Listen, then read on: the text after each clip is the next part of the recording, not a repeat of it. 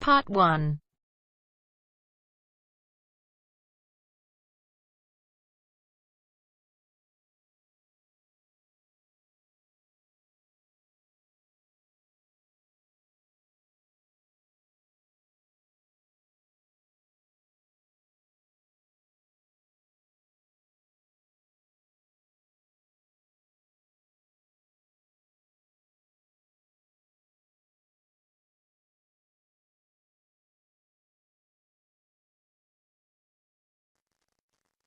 You will hear a number of different recordings, and you will have to answer questions on what you hear.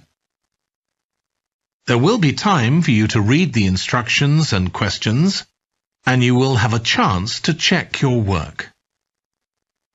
All the recordings will be played once only. You will hear a man phoning the customer services manager of a hotel to get information about holding a conference there. First, you have some time to look at questions 1 to 5.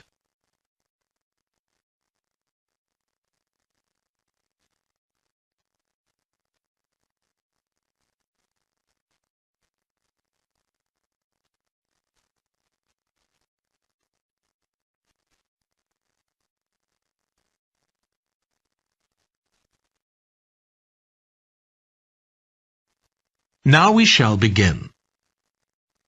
You should answer the questions as you listen, because you will not hear the recording a second time. Listen carefully and answer questions 1 to 5. Hello, Flanders Conference Hotel. Oh, hi. I wanted to ask about conference facilities at the hotel. Have I come through to the right person? You have. I'm the customer services manager. My name's Angela. So, how can I help you? Well, I'm calling from Barrett and Stansons. We're a medical company based in Perth. Oh, yes? And we're organising a conference for our clients to be held in Sydney. It'll be held over 2 days, and we're expecting about 50 or 60 people. When were you thinking of having it? Sometime early next year, like the end of January. It'd have to be a weekend. Let me see. Our conference facilities are already booked for the weekend beginning January the 28th. We could do the first weekend in February. How about January the 21st? I'm afraid that's booked too. Well, let's go for the February date then. So, that's the weekend beginning the 4th. Okay. Now, can you tell me a bit about what conference facilities you have? Sure. So, for talks and presentations, we have the Tesla room. Sorry? Tesla, that's spelled Tesla.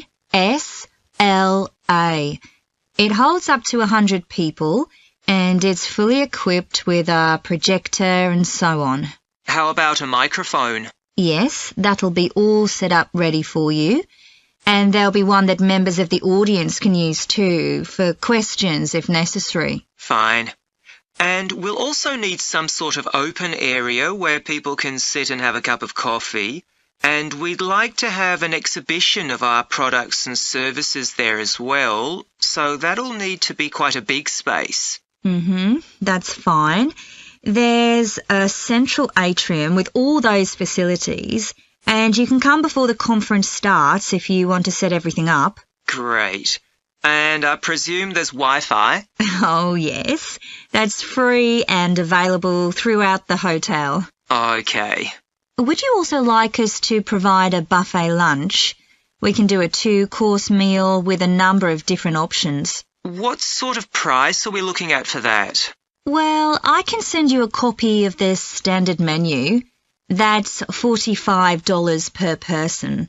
Or you can have the special for $25 more. I think the standard should be okay, but yes, send me the menu. Before you hear the rest of the conversation, you have some time to look at questions 6 to 10.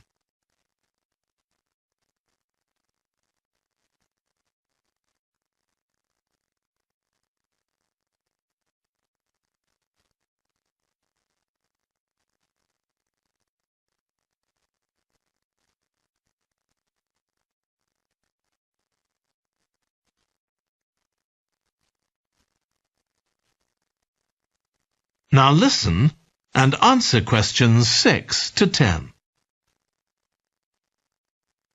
Now, we're also going to need accommodation on the Saturday night for some of the participants. I'm not sure how many, but probably about 25. So what do you charge for a room? Well, for conference attendees, we have a 25% reduction, so we can offer you rooms at $135. Normally, a standard room's $180. And does that include breakfast? Sure. And of course, guests can also make use of all the other facilities at the hotel. So we've got a spa where you can get massages and facials and so on. And there's a pool up on the roof for the use of guests. Oh, great. Now, what about transport links? The hotel's downtown, isn't it? Yes. It's about 12 kilometres from the airport, but there's a complimentary shuttle bus for guests, and it's only about 10 minutes walk from the Central Railway Station. Okay. Now, I don't know Sydney very well. Can you just give me an idea of the location of the hotel? Well, it's downtown on Wilby Street. That's quite a small street, and it's not very far from the sea. And of course, if the conference attendees want to go out on their Saturday evening, there's a huge choice of places to eat. Then, if they want to make a night of it, they can go on to one of the clubs in the area. There are a great many to choose from. Okay. So, if we go ahead with this, can you give me some information about how much we're looking at? That is the end of part 1. You now have half a minute to check your answers.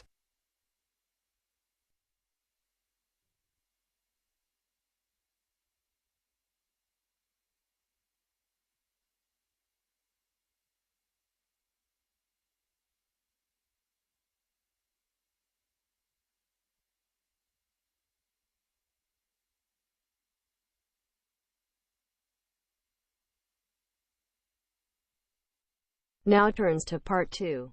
Part 2. You will hear a woman talking to a group of college students about volunteering to help other people. First, you have some time to look at questions 11 to 14.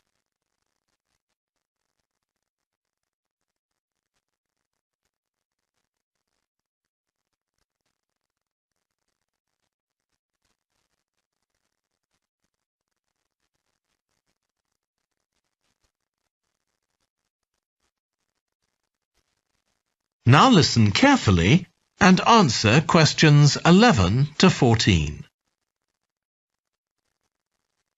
Good morning. My name's Lucy Crittenden, and I'm the Director of Operations for an organisation that arranges volunteering in this part of the country. I'm hoping I can persuade 1 or 2 of you to become volunteers yourselves. Let me start by briefly explaining what we mean by volunteering. Volunteers are teenagers and adults who choose to spend some time unpaid helping other people in some way. Most volunteers devote 2 or 3 hours to this every week, while a few do much more. The people they help may have physical or behavioural difficulties, for example. Volunteers can do all sorts of things, depending on their own abilities and interests. If they're supporting a family that's struggling, for example, they may be able to give them tips on cooking, or recommend how to plan their budget, or how to shop sensibly on their income. They might even do some painting or wallpapering, perhaps alongside any members of the family who are able to do it. Or even do some babysitting, so that parents can go out for a while. The benefit from volunteering isn't only for the people being helped. Volunteers also gain from it. They're using their skills to cope with somebody's mental or physical ill health, and volunteering may be a valuable element of their CV when they're applying for jobs. Employers usually look favourably on someone who's given up time to help others. Significantly, most volunteers feel that what they're doing gives them a purpose in their lives. And in my opinion, They're lucky in that respect, as many people don't have that feeling. Before you hear the rest of the talk, you have some time to look at questions 15 to 20.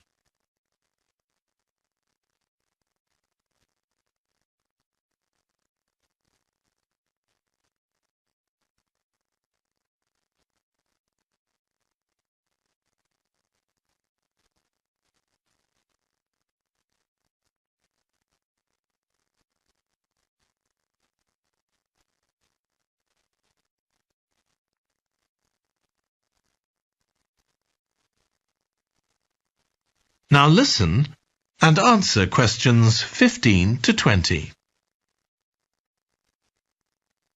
Now I'd like to tell you what some of our volunteers have said about what they do, to give you an idea of the range of ways in which they can help people. Habib supports an elderly lady who's beginning to show signs of dementia. Once a week they, along with other elderly people, go to the local community centre where a group of people come in and sing. The songs take the listeners back to their youth, and for a little while they can forget the difficulties that they face now. Our volunteer Consuela is an amazing woman. She has difficulty walking herself, but she doesn't let that stop her. She helps a couple of people with similar difficulties who had almost stopped walking altogether. By using herself as an example, Consuela encourages them to walk more and more. Min visits a young man who lives alone and can't leave his home on his own, so he hardly ever saw anyone. But together they go out to the cinema or to see friends the young man hadn't been able to visit for a long time. Tanya visits an elderly woman once a week. When the woman found out that Tanya is a professional dressmaker, she got interested. Tanya showed her some soft toys she'd made, and the woman decided to try it herself. And now she really enjoys it and spends hours making toys. They're not perhaps up to Tanya's standard yet, but she gains a lot of pleasure from doing it. Alexi is a volunteer with a family that faces a number of difficulties. By calmly talking over possible solutions with family members, he's helping them to realise that they aren't helpless and that they can do something themselves to improve their situation. This has been great for their self-esteem. And the last volunteer I'll mention, though there are plenty more, is Juba. She volunteers with a teenage girl with learning difficulties who wasn't very good at talking to other people. Juba's worked very patiently with her, and now the girl is far better at expressing herself and at understanding other people. OK, I hope that's given you an idea of what volunteering is all about. Now I'd like to talk to you about... That is the end of part 2. You now have half a minute to check your answers.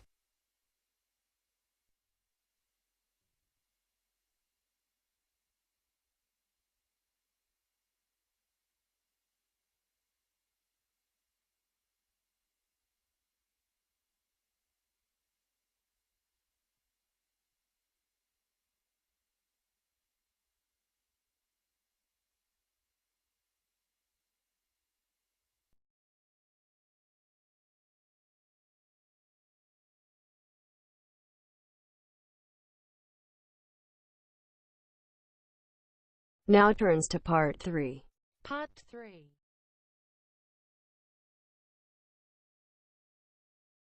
You will hear a trainee music teacher called Joe talking to his supervisor about the school marching band that he has been given responsibility for.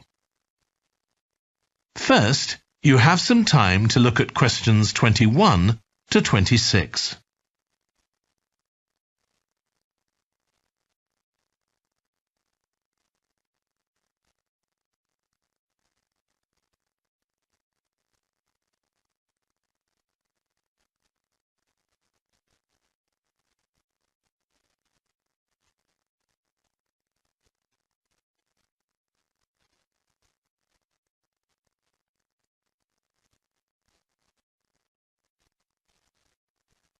Now listen carefully and answer questions 21 to 26. So, how are you getting on with your teaching practice at the high school, Joe? Well, I've been put in charge of the school marching band, and it's quite a responsibility. I'd like to talk it over with you. Go ahead. You better start by giving me a bit of background. Okay. Well, the band has students in it from all years. So they're aged 11 to 18, and there are about 50 of them altogether. It's quite a popular activity within the school. I've never worked with a band of more than 20 before, and this is very different. I can imagine. They aren't really good enough to enter national band competitions, but they're in a regional one later in the term. Even if they don't win, and I don't expect them to, hopefully it'll be an incentive for them to try and improve. Yes, hopefully. Well, now the town council's organizing a carnival in the summer, and the band has been asked to perform. If you ask me, they aren't really up to it yet, and I need to get them functioning better as a band, and in a very short time. Have you been doing anything with them? Apart from practicing the music, I mean. I played a recording I came across of a drummer talking about how playing in a band had changed his life. I think it was an after-dinner speech. I thought it was pretty inspiring, because being in the band had stopped him from getting involved in crime. The students seemed to find it interesting, too. That's good. I'm planning to show them that old film from the 1940s, Strike Up the Band, and talk about it with the students. What do you think? Good idea. As it's about a school band, it might make the students realize how much they can achieve if they work together. That's what I've got in mind. I'm hoping I can take some of the band to a parade that's going to take place next month. A couple of marching bands will be performing, and the atmosphere should be quite exciting. It depends on whether I can persuade the school to hire a coach or two to take us there. They sound like good ideas to me. Thanks. Before you hear the rest of the discussion, you have some time to look at questions 27 to 30.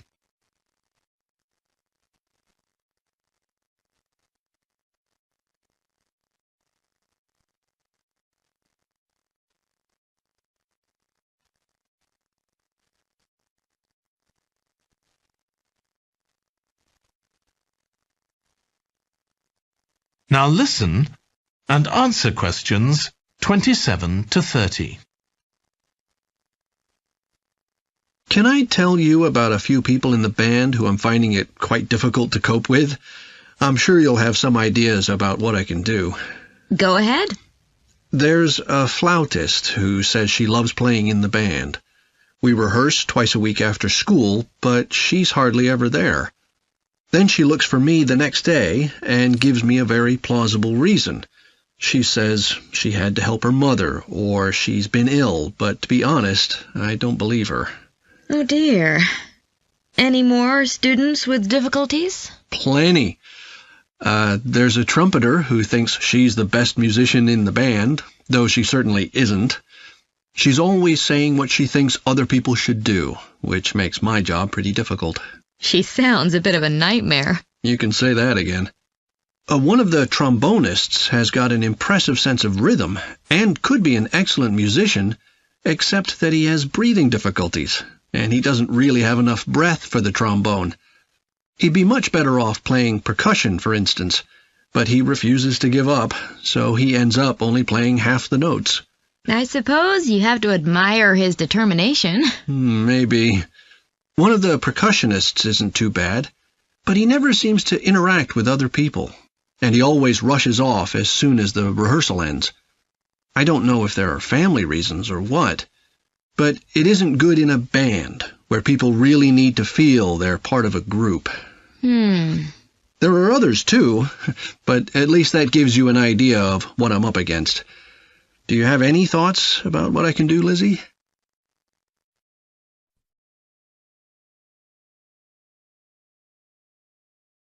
That is the end of part 3. You now have half a minute to check your answers.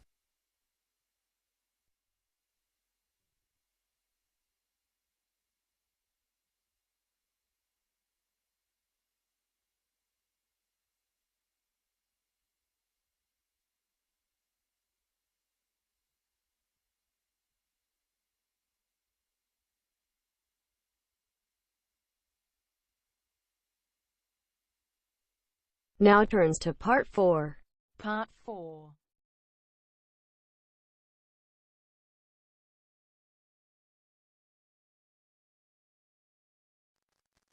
You will hear a British University lecturer in music talking about concerts in an arts festival. First, you have some time to look at questions 31 to 40.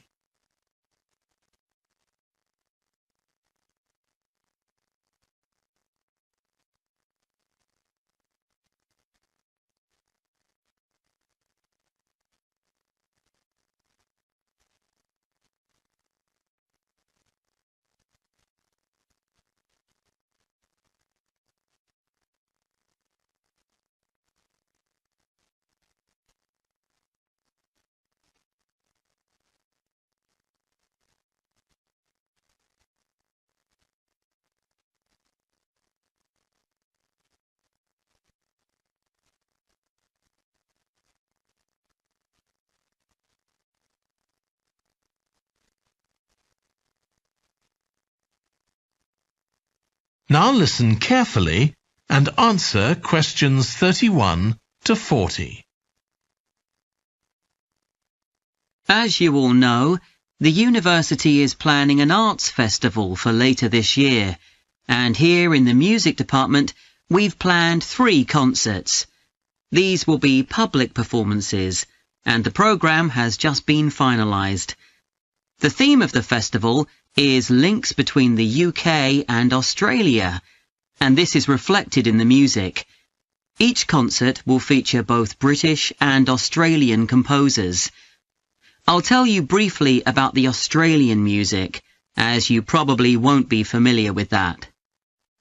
The first concert will include music by Liza Lim, who was born in Perth, Western Australia, in 1966. As a child, Lim originally learned to play the piano, like so many children, and also the violin. But when she was 11, her teachers encouraged her to start composing. She found this was her real strength, and she studied and later taught composition, both in Australia and in other countries. As a composer, she has received commissions from numerous orchestras, other performers, and festivals in several countries. Liza Lim's compositions are vibrant and full of energy, and she often explores Asian and Australian Aboriginal cultural sources, including the native instrument, the didgeridoo. This is featured in a work called The Compass. Her music is very expressive, so although it is complex, it has the power of connecting with audiences and performers alike. In the festival, we're going to give a semi-staged performance of the Oresteia. This is an opera in 7 parts, based on the trilogy of ancient Greek tragedies by Aeschylus. Lim composed this when she was in her mid-20s, and she also wrote the text, along with Barry Kosky. It's performed by 6 singers, a dancer, and an orchestra that, as well as standard orchestral instruments, includes electric guitar and a traditional Turkish stringed instrument. Lim wrote that because the stories in the tragedies are not easy to tell. The sounds she creates are also disturbing, and they include breathing, sobbing, laughing, and whistling. The work lasts around 75 minutes, and the rest of the concert will consist of orchestral works by the British composers Ralph Vaughan Williams and Frederick Delius.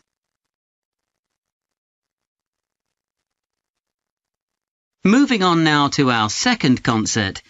This will begin with instrumental music by British composers Benjamin Britten and Judith Weir.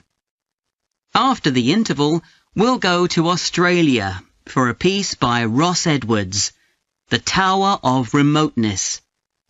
According to Edwards, the inspiration for this piece came from nature, when he was sitting alone in the dry bed of a creek, overshadowed by the leaves of palm trees, listening to the birds and insects. The Tower of Remoteness is scored for piano and clarinet. Edward says he realized years after writing the piece that he had subconsciously modelled its opening phrase on a bird call. Ross Edwards was born in 1943 in Sydney, Australia, and studied at the Sydney Conservatorium of Music and the Universities of Adelaide and Sydney. He's well known in Australia, and in fact, he's one of the country's most performed composers. He's written a wide range of music, from symphonies and concertos to some composed specifically for children. Edwards's music has been described as being deeply connected to Australia, and it can be regarded as a celebration of the diversity of cultures that Australia can be proud of. The last of the three Australian composers to be represented in our festival is Carl Vine. Born in 1954, Vine, like Liza Lim, comes from Perth, Western Australia. He took up the cornet at the age of 5, switching to the piano 5 years later. However, he went to university to study physics before changing to composition. After graduating, he moved to Sydney and worked as a freelance pianist and composer. Before long, he had become prominent in Australia as a composer for dance, and in fact has written 25 scores of that type. In our third concert, Vine will be represented by his music for the flag handover ceremony of the Olympics held in 1996. This 7-minute orchestral piece was of course heard by millions of people worldwide, and we'll hear it alongside works written by British composers Edward Elgar and, more recently, Thomas Adès. That is the end of part 4. You now have half a minute to check your answers.